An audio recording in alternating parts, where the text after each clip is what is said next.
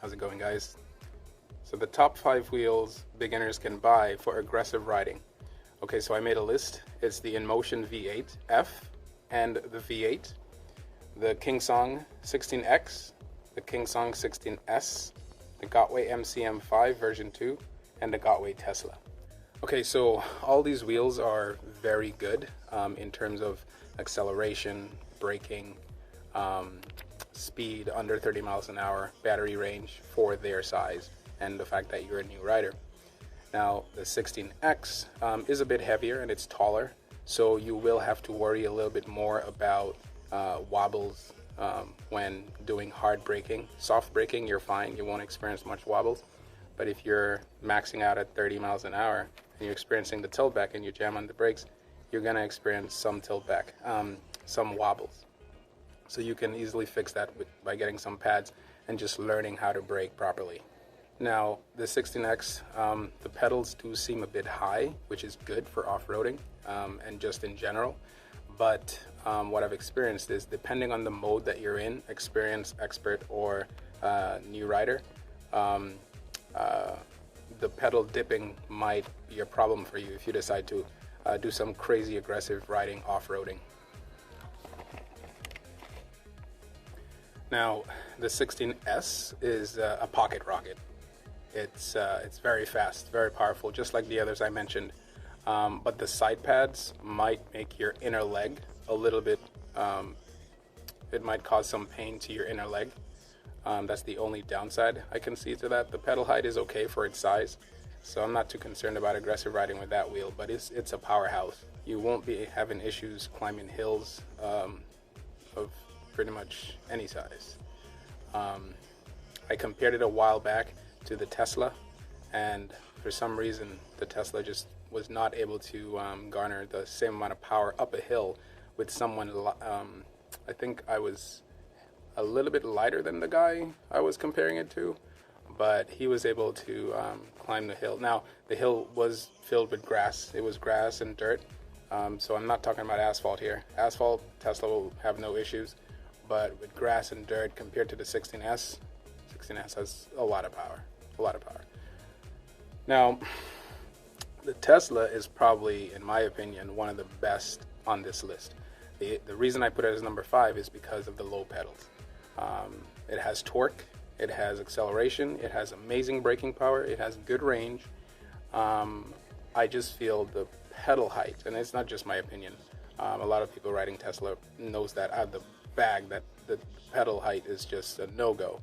But because of the form factor and because of how, portable it looks and feels, and the acceleration you get because of the 16-inch tire, it has to be on this list. So it had to be on this list.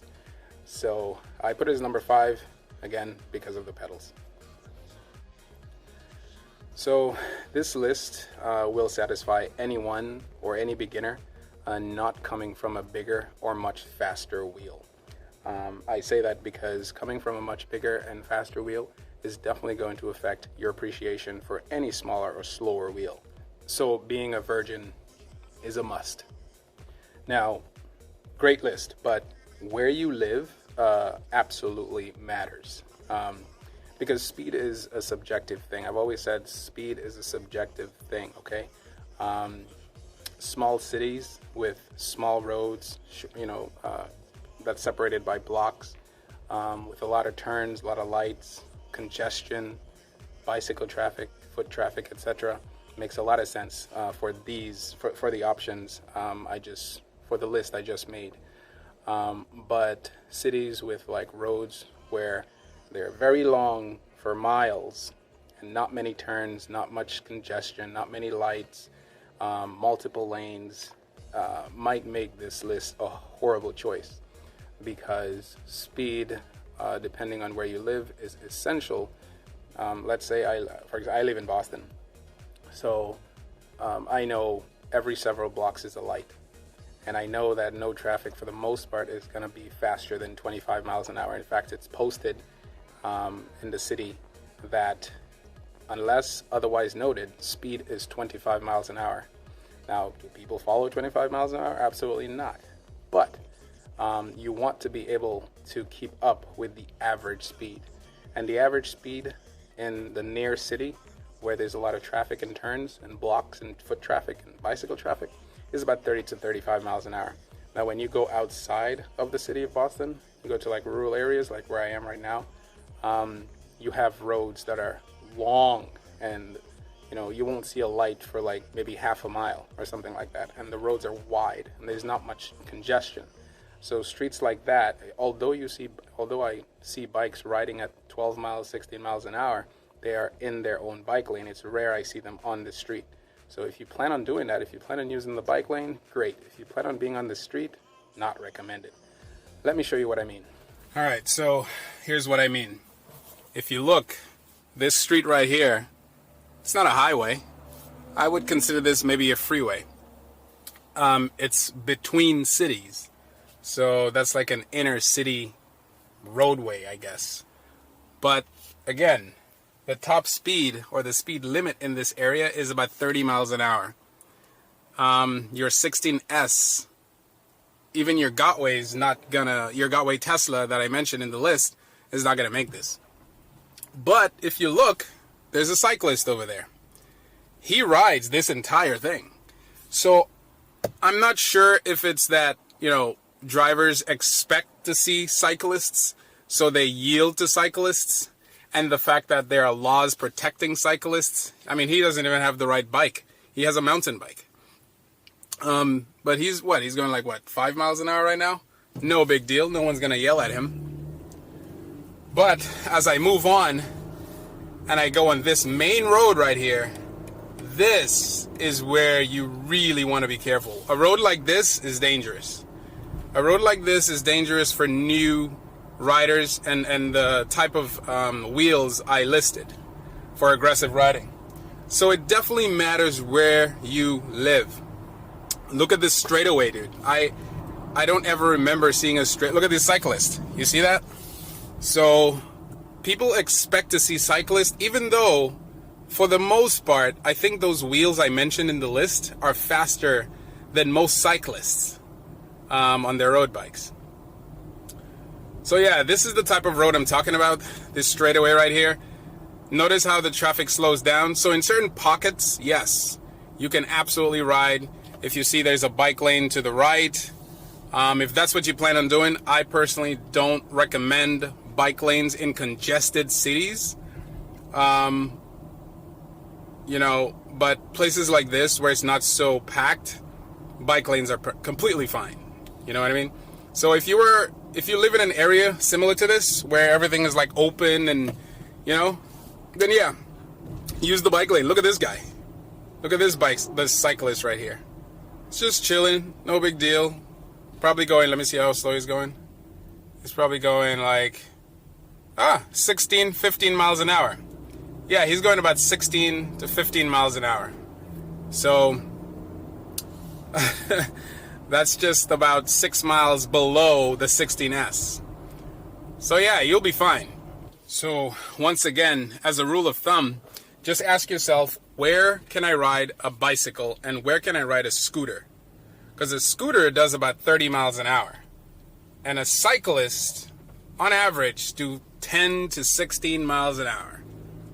You know what I mean? But then again, you have to keep in mind, most people expect cyclists, they expect scooters. Now here's another type of road that has a lot of turns. It's not a long straightaway, but you don't have any lights. I don't see any lights. This is like a rural neighborhood, with rich people and stuff like that. Roads like that is completely fine. And the reason I mention aggressive riding is because aggression or aggressive riding doesn't necessarily have to mean you're ranting and raving and you're yelling at cars and you're saying, "Get out of my way!" That's not what I mean. Aggressive riding simply means, by me, my definition, maybe other people have the same definition, but it just means that you are in complete control of your machine. That's all it means. No one's doing anything to cause you to fall off your wheel. You're not bothering cars, meaning you're not in their way, they're not in your way, they're not causing you to drive a certain way. You're in control. You know, you're not waiting for a car to tell you, oh, can I go? No, you're gonna go because you've already assessed the situation and you're gonna go. Now, the driver in that car might be upset that you made that decision, but you cannot always rely on drivers to make decisions for even themselves. Sometimes you have to be such a great rider that you have to preempt decisions for other people. And I think part of the reason I am a good rider is because I was once a driver. And so I kind of know how they think. And so I highly recommend, oh, this is another road. This is a crazy long road that I would not recommend you ride one of those wheels from the list I just gave. But these are examples. So here's good. This is a good road to ride one of your wheels because it's in the back of the main roads. So basically, wherever, you haven't seen a light so far. So far, one light you saw, but that was a major intersection. But I'm about to show you a road that is scary as freak, okay, for new riders. And even for me, because the speed limit on that particular road is 25 miles an hour, maybe 30, but people drive at like 60 miles an hour. 60. And I don't mind riding that, my MSP torque version, which does 30. I can safely do 39 miles an hour on my MSP torque, but not for a long time, not for an extremely long time. You know, because the battery's not that great. But so it's that street over there. Once I take a left, you'll see what I mean. But yes, you have to make decisions for other people sometimes. And me being a driver for many years, I used to be a taxi driver. For like 3 years, I was a taxi driver. And I was a great taxi driver. You know what I'm saying? Like, people would be stuck every morning on the same route. But I found back roads I could go. I found so many alternative routes I could go. And that just made me a better driver. And then after that, after a taxi, I was a delivery guy. So I used to deliver food for those apps and stuff like that. And I didn't want to use my car, so I bought a scooter, like one of those mopeds. And man, that made me an even better citizen. So when I heard about EUCs, I'm like, what is that? So when I got the EUC, holy smokes, the world went up in flames because, you know, I was already being crazy as it is on my scooter. Okay, let's continue this story another time.